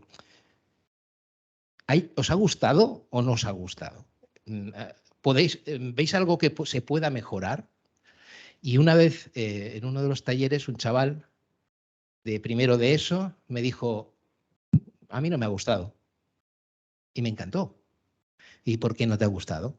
Dice, está muy bien la meteorología, está muy bien, lo has explicado muy bien, pero me falta la música. Y, oye, pues no. Y le dije, oye, ¿y tú cómo lo harías? Resulta que este chaval, yo contacté con sus padres y actualmente tenemos una página web que es Meteomúsica, voy a hacer una... meteomúsica.com, que es todo de temas musicales relacionados con la música. Y lo diseñó él. O sea, simplemente escuchando a un chico que tenía una crítica constructiva. Referente a todo lo que habéis dicho sobre la gente que hace estas cosas, de meterse en contra de lo que es la ciencia, son personas que lo único que buscan es hacer daño y tienen esta punta, como digo yo, de popularidad, pero esto cae.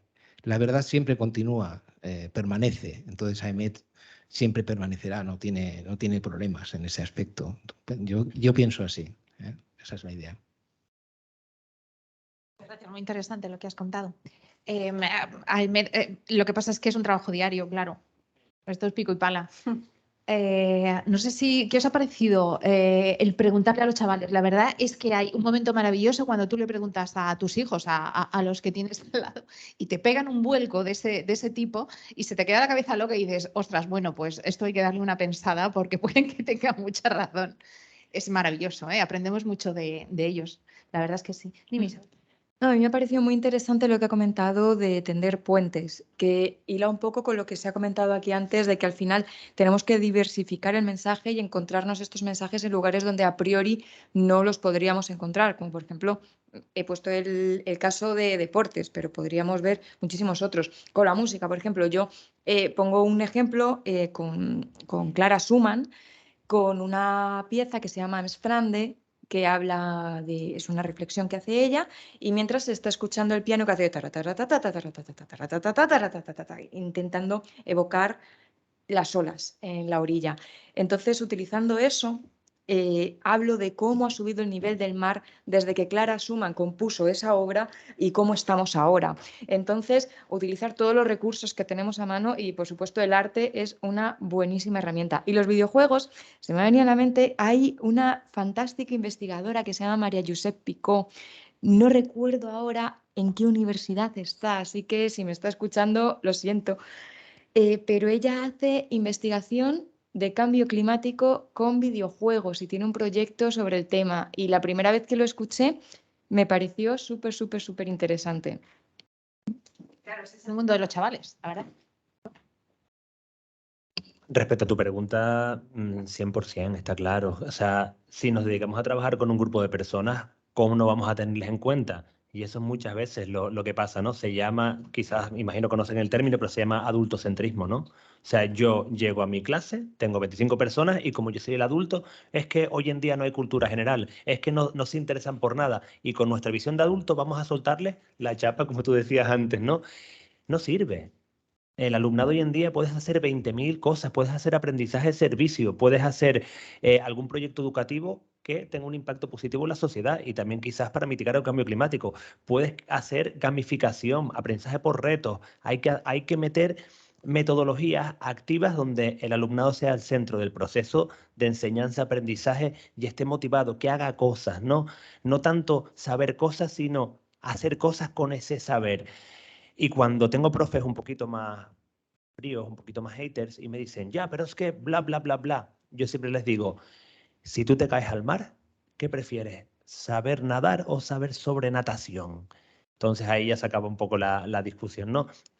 Enseñarles a hacer cosas, siempre nadar, ¿no?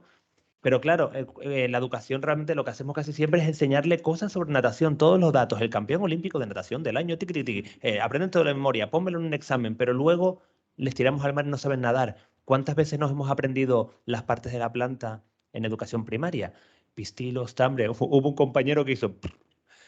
Muchísimas veces nos enseñaron a cuidar una planta, la importancia de las plantas, cada cuánto hay que regarlas, sus propiedades medicinales. ¿Cuántas veces vimos en primaria y en secundaria los diferentes músculos del cuerpo? ¿Sabemos quitar una contractura? ¿Sabemos cómo hacer que el músculo crezca? ¿Sabemos estirar?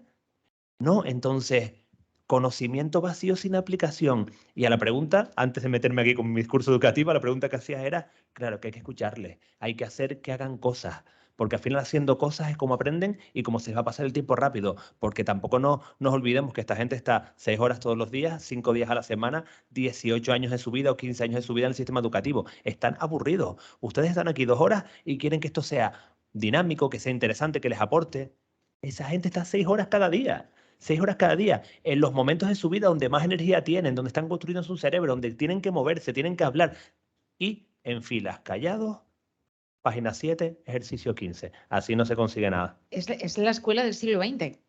Total. Esa, Sí, sí. ¿verdad? Para así enseñarles Y a... estamos ya en el 2023. Totalmente, sí, sí, sí. Que darle un impulsito. ¿Alguien más quiere decir? Ay, tenemos a José Miguel, ya decía yo. ¿Cómo nos va, José Miguel? Yes. ¿Qué tal? ¿Cómo estáis? Nada, interesantísimo todo lo que estoy escuchando. Mi comentario va al hilo de esto último que estamos hablando. Porque de alguna manera sí que tenemos que ir adaptando a toda velocidad, además, como ha dicho Marina, la manera de explicar en el colegio o en general al público pues cosas de meteorología, de ciencia en general.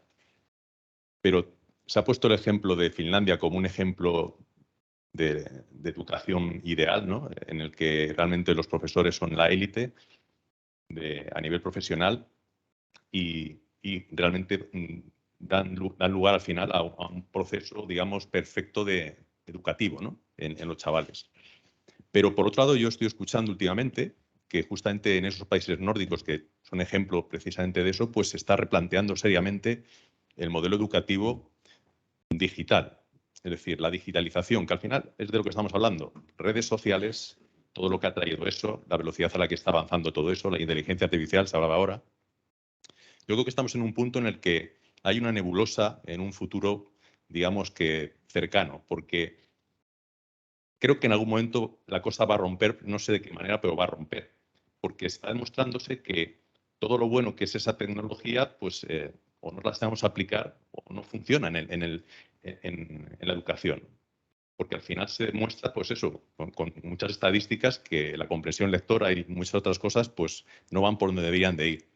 Entonces, cuando incluso países avanzados en ese sentido, como los países nórdicos, creo que esto salía relacionado con Suecia, pero probablemente en Finlandia pues también se están planteando algo así.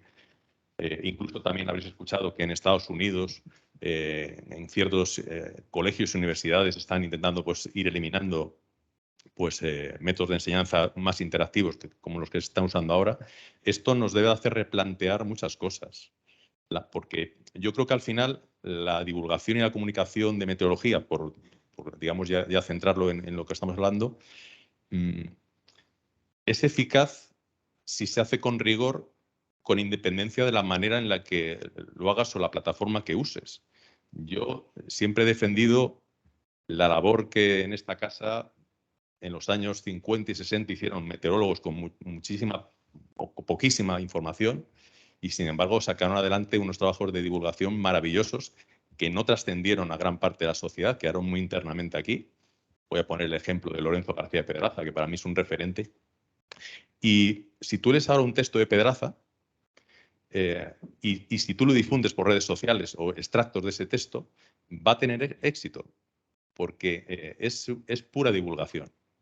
Cuando se montó el alboroto de las estelas, esos meses con todos estos locos soltándonos insultos a todos,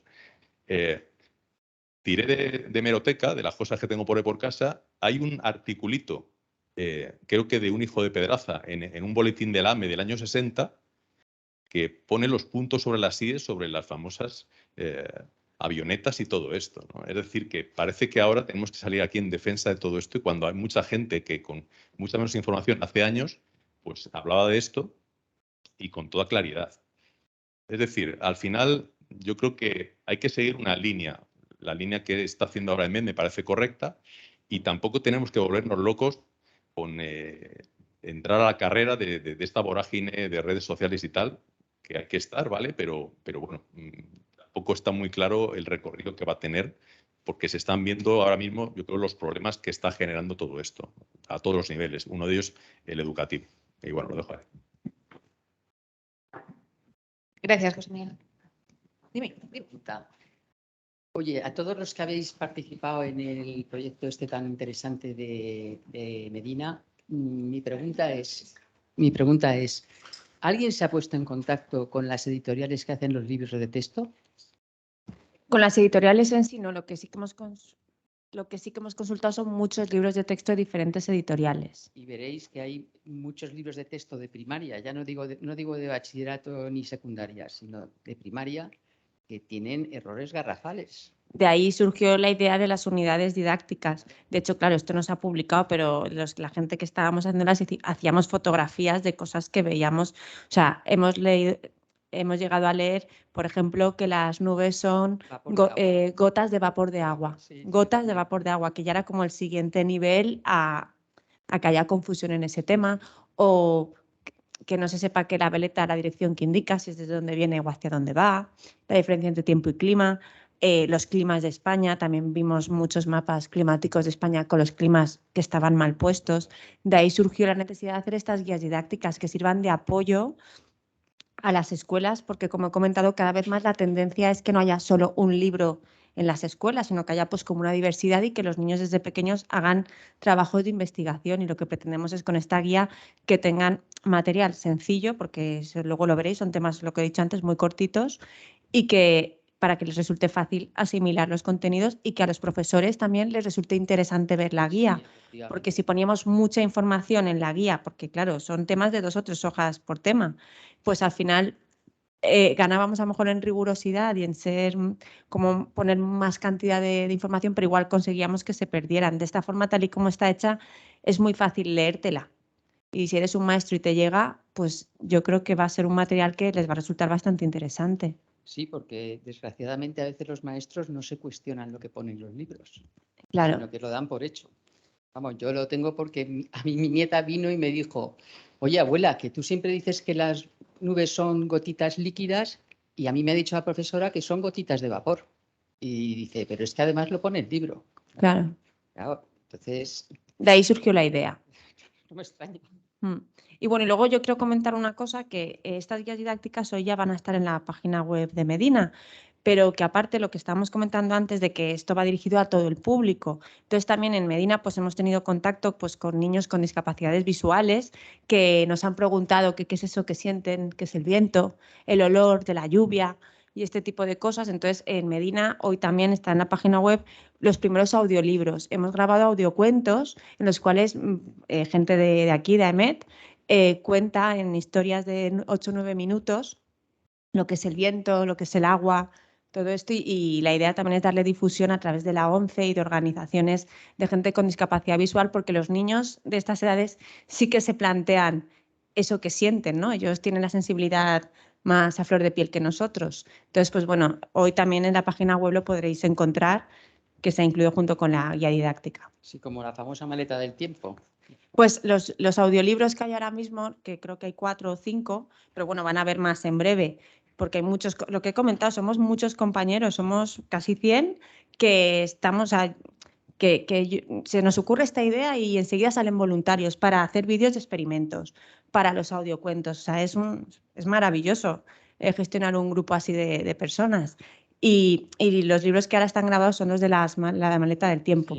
Porque concretamente una niña que es familiar de un compañero de AEMET tiene esta discapacidad y este compañero le leía estos cuentos y de ahí surgió la idea de, pues vamos a incluirlos, porque al final en la meteorología, lo que hemos dicho, interesa a todo el mundo. O sea, el sentir el viento, el oler la lluvia, el mojarte y tal, es una cosa que les interesa a todos. Entonces, bueno, también quería comentarlo porque queremos darle también máxima difusión a esta parte inclusiva del proyecto. Gracias. ¿Alguien más quiere comentar, hacer algún comentario, alguna pregunta? Pues entonces yo quiero terminar con un toque más emotivo. Vamos a darle al profesor el protagonismo que se merece. Os planteo hacer memoria y a ver si recordáis un profesor o una experiencia educativa, una visita, una parte del temario, algo que os haya resultado determinante a lo largo de vuestra vida educativa. Tengo aquí una carta para introducir este tema, una carta que escribió Albert Camus, seguro que muchos ya la conocéis, cuando conoció que le otorgaban el Premio Nobel de Literatura en 1957. Cogió lápiz y papel y lo primero que hizo fue escribir a su profesor. Dice, esperé a que se apagara un poco el ruido de todos estos días antes de hablarle de todo corazón. He recibido un honor demasiado grande que no he buscado ni pedido. Pero cuando supe la noticia pensé primero en mi madre y después en usted.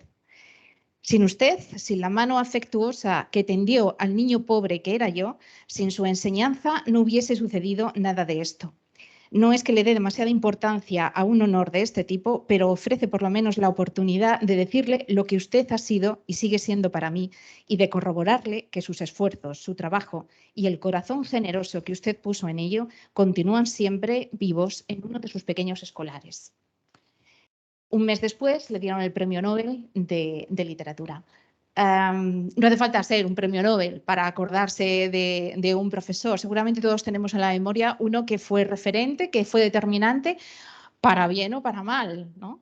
Quería preguntaros, vamos a terminar así.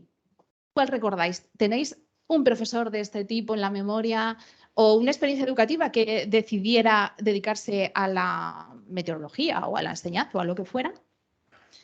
Bueno, pues yo, por ejemplo, tengo además es un muy buen recuerdo, es una profesora de literatura, que además era una profesora mayor a la que todo el mundo respetábamos un montón. Yo siempre he sido una niña muy inquieta, que me gustaba mirar por la mañana las nubes y cómo evolucionaba el tiempo, y por la noche me gustaba mirar al cielo. Descubrí que estas dos cosas se juntaban en una carrera que se llamaba físicas. Cada vez me daba más miedo enfrentarme a esa carrera, yo me iba haciendo mayor, nadie de mi entorno se le planteaba estudiar una carrera de ciencias puras como la que... Entonces, se me planteó la duda de que igual pues no era lo mío. Y esta profesora que me corregía los comentarios de texto me dijo un día, Marta, te tengo que decir una cosa, tienes una mente científica. Tu forma de hacer los comentarios de texto indica que tienes una mente científica y que te debes dedicar a la ciencia. Y yo dije, pues mira, pues qué buena razón tiene, porque es lo que yo siempre he querido hacer, pero nunca me había atrevido a decir a mis amigos, a mi círculo familiar, porque me daba un poco de miedo salirme de lo que estudiaba todo el mundo, todo mi entorno, ¿no? Pues carreras más de letras o de humanidades o sociales, ¿no? Entonces, pues bueno, gracias a esta profesora me fui a casa y fue la primera vez que dije en casa, ¿sabéis qué? Que voy a estudiar la carrera de ciencias físicas. Y bueno, ante la sorpresa de todos, lo conseguí y bueno, soy meteoróloga y me sigue apasionando la astronomía. O sea que... Yo no tengo a nadie.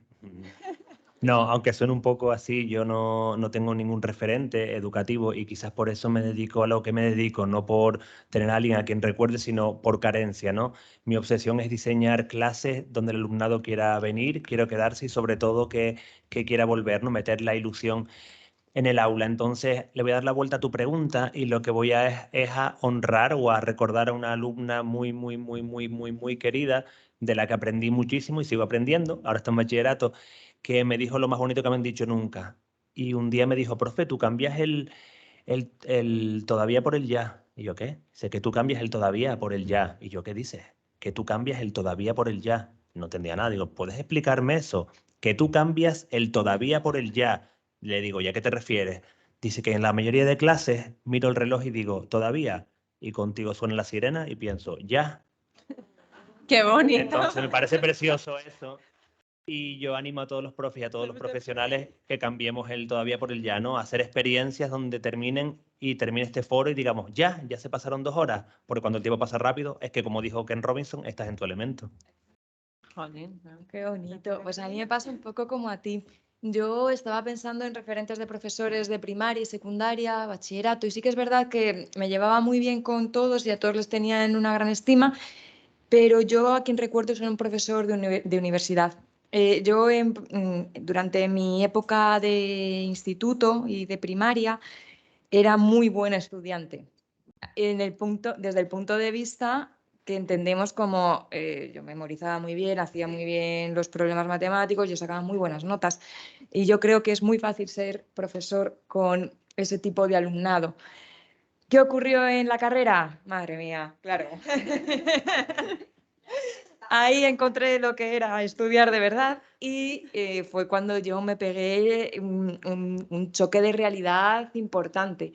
Entonces, estaba un momento de crisis personal, porque me había metido en física creyendo que a mí me gustaba la astronomía, y cuando me metí realmente un poquito en la astrofísica me di cuenta de que no me gustaba de la manera en la que yo creía que me iba a gustar.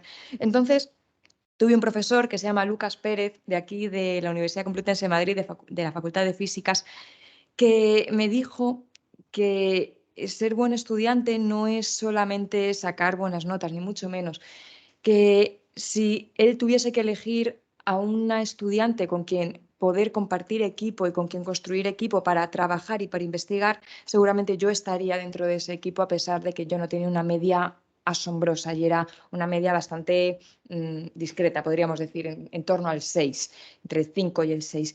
Entonces a mí Lucas me marcó muchísimo. Entonces, si al final terminé física y si seguí la línea sin creerme una estudiante horrorosa, fue gracias a él.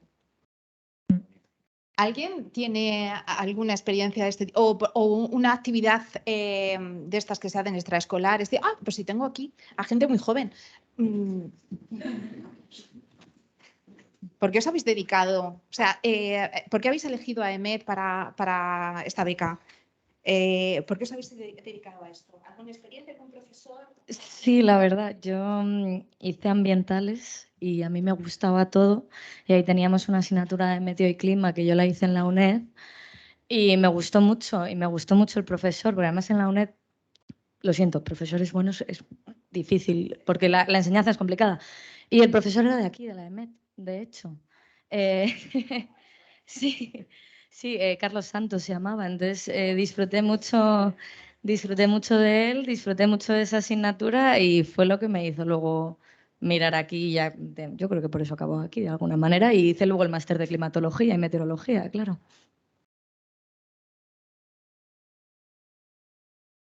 Bueno, yo en mi caso es que me dedico a los SIG, que es lo que hago aquí en la EMET.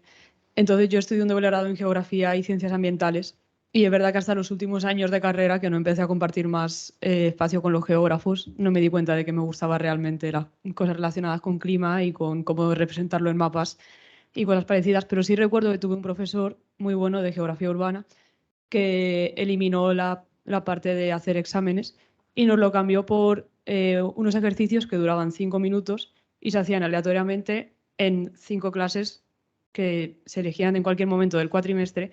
Si tú aprobabas esos ejercicios que solamente trataban del tema que dabas durante la clase, habías aprobado la asignatura. Entonces ibas todos los días a clase, todos los días prestabas atención y todos los días aprendías algo, porque ibas a tener, a lo mejor te tocaba hacer un examen ese día, que era muy corto, eran unas preguntas tipo test, pero ya estabas toda la hora prestando muchísima atención y aprendías un montón.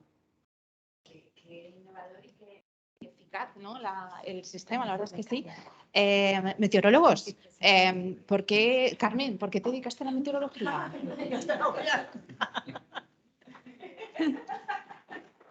Qué mala eres. Bueno, sí. Pues ya lo sabes, pero bueno, se lo cuento el resto. Cuando yo tenía como 16 años, no sé, estaba en COU, pues tenía un profesor de matemáticas, entonces iba a matemáticas comunes, que era Jaime García Legaz, que es una institución en esta casa.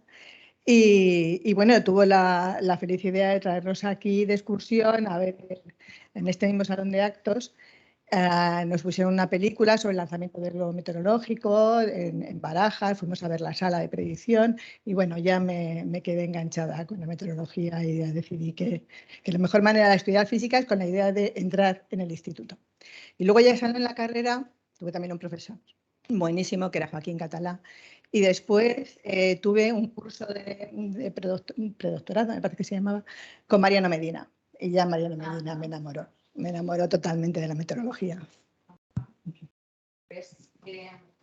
Hay personas que marcan un antes y un después. José Miguel, ¿tú? Espera, que voy a por ti. Pues sí, algún recuerdo bueno tengo de algún profesor.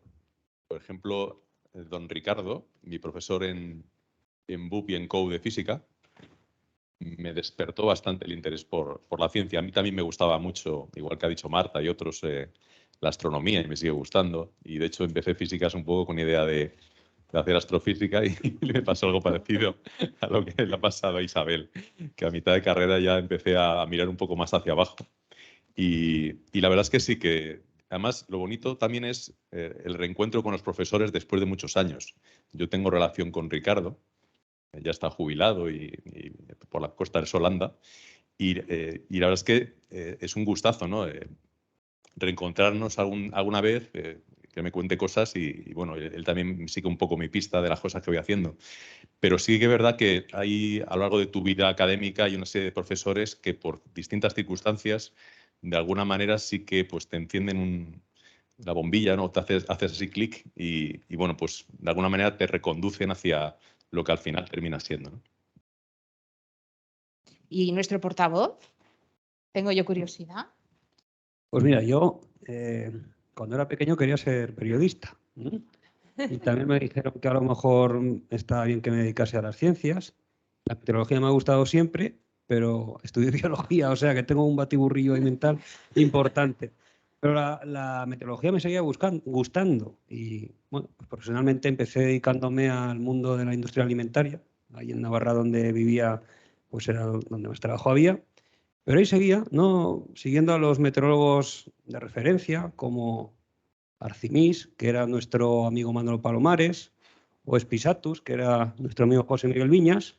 Es decir, que cuando empezó Internet a aflorar y salieron los foros de meteorología, y tuve contacto con aficionados muy buenos y profesionales que estaban ahí detrás, pues dije, oye, pues es que yo creo que me quiero dedicar a esto. Está muy bien trabajar en la alimentación, pero a mí lo que me gusta es la meteorología. Y entonces contacté en una ocasión con José Luis Pelayo, ya lo he dicho alguna vez, que estaba de observador interino en el Observatorio de Igueldo, en Donosti. Lo fui a ver y dije, es que me tengo que dedicar a esto, es que no puedo hacer otra cosa. Entonces en aquel momento, que era 2006, ya dije, bueno, pues vamos a prepararnos las oposiciones, no con el fin de ser funcionario, sino con el fin de ser meteorólogo, que es lo que siempre he querido ser. Y así fue la historia. ¿Alguien quiere contar algo más? ¿Y tú, Irene? ¿Tú, Irene? Bueno, pues la historia es que mi familia es de docentes. O sea, mi padre era profesor de instituto y tal, y mi familia, hay varios docentes por ahí. Entonces yo me quería dedicar a la educación. Yo hice el CAP y todo al acabar la carrera y pensé en opositar. Y a la vez yo estaba aquí en la Complutense Físicas y estaba muy cerca meteorología, entonces veníamos aquí a comer y demás. Bueno, empezamos a conocer gente. Hice la especialidad de atmósfera, un profesor de la especialidad pues me dijo, ¿por qué no haces la tesis? Métete en este grupo. Entonces me metí más ahí y dejé un poquito de lado lo del tema de la educación. Pero yo seguía pensando, bueno, y luego bueno, me entré aquí con una beca, entonces empecé a conocer pero yo seguía sin pensar que la oposición iba a ser lo mío, porque yo seguía diciendo, yo quiero ser docente. Pero bueno, me encajó, estaba aquí, me encajaron las oposiciones aquí y ya dije, bueno, si paso esto, dejo el tema de la educación para un lado. Y al final, bueno, pues aquí estamos. Sí, no me arrepiento, pero me hubiera gustado en algún momento, el tema de la educación siempre me gustó mucho. Está a tiempo, dice Nino. Sí, eso es verdad. Docentes que tenemos aquí. A ver, cuéntanos. Pues bueno, no, la verdad es que no tengo ningún recuerdo así muy especial de ningún profesor, no es que no me hayan gustado, pero sí que recuerdo de un profesor de primaria en quinto, que además de rompernos las reglas en la mano cuando no hacíamos, pero bueno, eso es la anécdota, sí que por las tardes, teníamos clases por la mañana y por las tardes, sacaba unos libros de la Odisea adaptada a niños y todos leíamos un poquito. Y yo recuerdo esas tardes de escuchar las aventuras de Ulises y ese recuerdo sí que lo tengo muy vivo. Hay toda la clase callada y cada uno leyendo un trocito de la Odisea, adaptada por supuesto, y no se me olvidan las historias. Sí, sí. Efectivamente, una de las cosas, seguro es que si estáis memoria, dice, pero ¿cómo es posible que me acuerda yo de esta poesía que leímos en cuarto de no sé qué? ¿Cómo es que la tengo retenida en la memoria? Sin saber muy bien por qué. Bueno, pues vamos a acabar porque... ¡Ay! Espera, ¿qué tenemos aquí? A nuestra amiga Mister.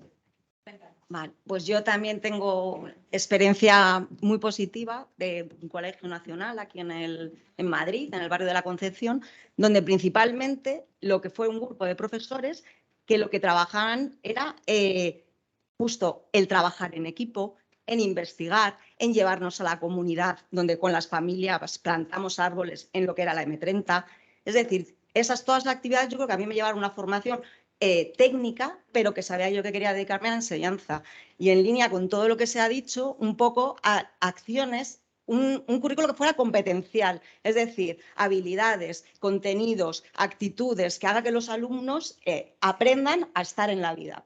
¿Vale? Entonces eso es lo que muy positivo ha sido toda la experiencia de ahora.